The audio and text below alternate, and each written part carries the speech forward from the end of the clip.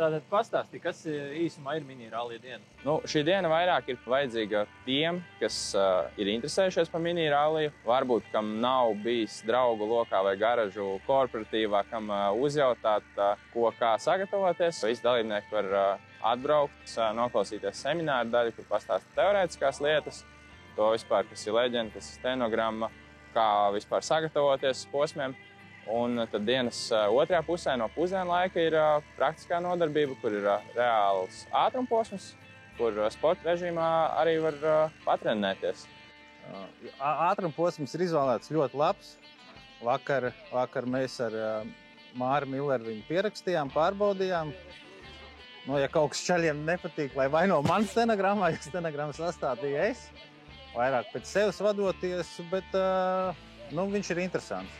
Pastāstīšu šodien par stenogrammu, par niansēm, kurām es pievēršu uzmanību, kuras, manuprāt, ir svarīgas, lai galu galā tas rezultāts būtu labāks. Es domāju, ka jaunajiem braucējiem šis ir ļoti, ļoti vērtīgs. Viņi noteikti jau ir šobrīd soli priekšā visiem tiem, kas ir palikuši mājās. Es domāju, ka katra informācija pat ne jaunam braucējiem, bet arī tādiem, kas jau ir pieredzējuši, kas jau ir braukuši mini ralliju vai kāda citas autosporta disciplīnas, jebkurā gadījumā vienmēr jauna informācija nāk par labu. Tu vari paanalizēt, salīdzināt ar to, kas jau ir tev. Un, es domāju, ka tas ir nebeidzams stāsts. Sacensību nolikums, gada nolikums, mini rallija noteikumi, tehniskie noteikumi. Tur viss ir skaidri un gaiši aprakstīts, ko var darīt, ko nevar darīt. Ja?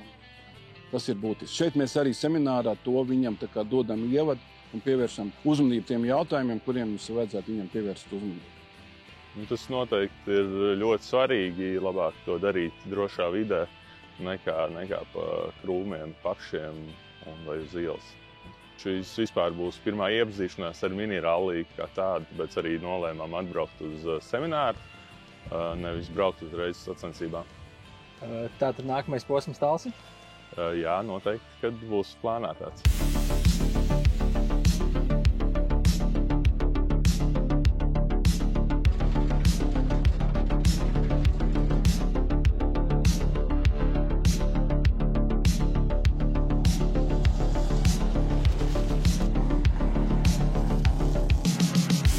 Cik es esmu jauns un zaļš, tad es atbraucu semināru. Mans pilots ir pieredzējušāks, viņš ieradīsies tikai tagad. Kas ir tas būtiskākais, ko šajā seminārā iemācījies? Es teiktu vairāk laikam par tiem sociāliem tīkliem, jo es esmu baigi kaislīgs rallija fans jau no bērnības, un tā tiesneša daļa, tie laika kontrolas, tas jau man bija zināms, par cik es biju arī jau 2 mini rallijas nobraucis. Mans pats pirmais mini rallijas bija ar manu bērnības draugu, ar Opju Audi 80 un Biķerniekos, kur ir asfalts.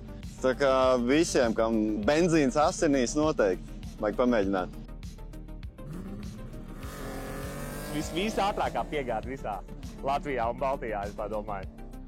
Katru gadu nāk kaut kas jauns klātīm, un būt lietas kursā, ka tev to pastāst ir pavisam savādāk, jo kādreiz lasot nolikumu var kaut ko palaist garām. Šī ir mums pavisam jauna pieredze. Mēs tikko kā vispār dabūjām mašīnu, saremontējam, tūlīt leksim iekšā mini rallijā. Ir doma piedalīties obligāti Talsos, un par nākotnes posmiem tad jau mēs skatīsimies tālāk arī. Braucu uz šeit, vispār neko nezināju. Vismaz kaut kāda saprašana sakāpēc. Kas jūs noveda līdz domai par autosportu?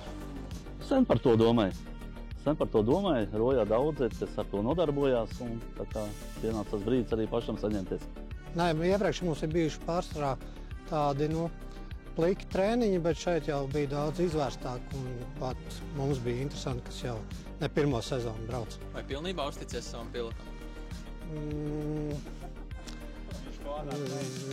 Zin kā, ir momenti, kad viņš varbūt mēģina savus lēmumus pieņemt, un ja man ir laiks, viņu mēģina pārliecināt par pretējo, bet ja laiks beidzās, tad esam tur, kur esam. Mums ir Ford Fiesta, manuprāt, ļoti vizuāli pievilcīga, un es nezinu, ko vēl piebilst. Vismaz izskatāmies labi trasē.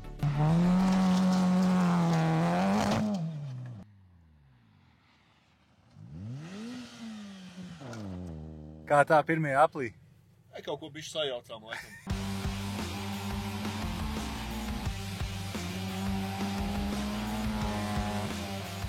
Šodien braucām ar doto stenogrammu, nedaudz palabojām.